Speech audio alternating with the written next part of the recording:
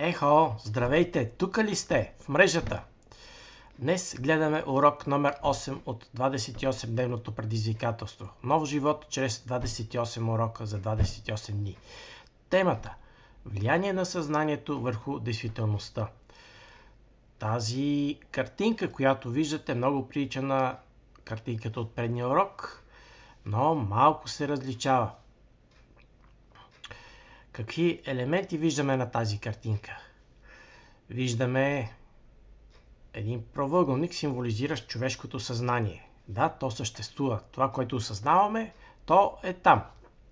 Това, което разбираме в даден момент от времето. Над този правоъгълник виждаме един друг, който признава, че ние хората можем да мислим, че имаме някакви вярвания, че имаме някакви разбирания и те по някакъв начин оказват влияние върху това, което е съзнанието.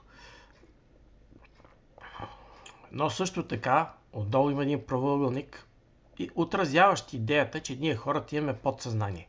Тоест има някакви други неща, които са по-емоционални, които някаква така интуитивна преценка за действителността, за това, което се случва с нас и около нас. И тези неща също оказват влияние на това, което осъзнаваме.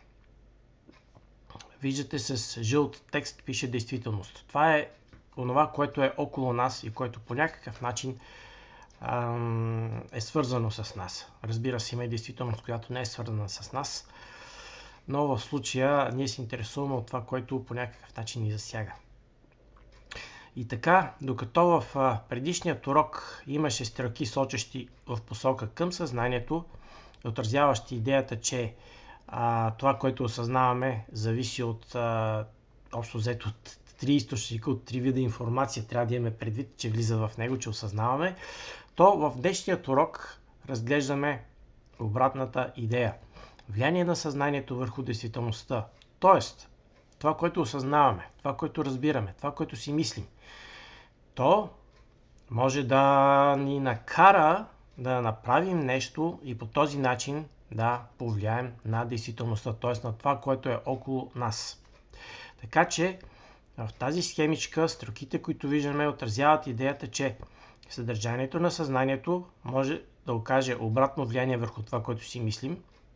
Т.е. една мисъл се появява в съзнанието и след това тя предизвиква друга мисъл. Те са свързани, мислите една след друга, навързани са. Въпрос-отговор, въпрос-отговор. Също така, това, което е в съзнанието, образът, който е в съзнанието, може да окаже влияние върху начинът, по който се чувстваме, или стрелката, символизираща в посока от съзнание към подсъзнание, символизира точно тази идея. И имаме тук на тази схемичка още една стрелка от съзнанието към действителността, символизираща идеята, че това, което разбираме, това, което осъзнаваме, може да окаже влияние върху това, което правим и чрез него да окажем влияние върху това, което се случва около нас. Така че това е днешният урок. Към него една задача. Първо запомнете идеята, че това, което разбираме, това, което осъзнаваме, от него може да зависи това, което правим и съответно, което се случва около нас. И второ, тук има един правоъгълник с заоблени ръбове.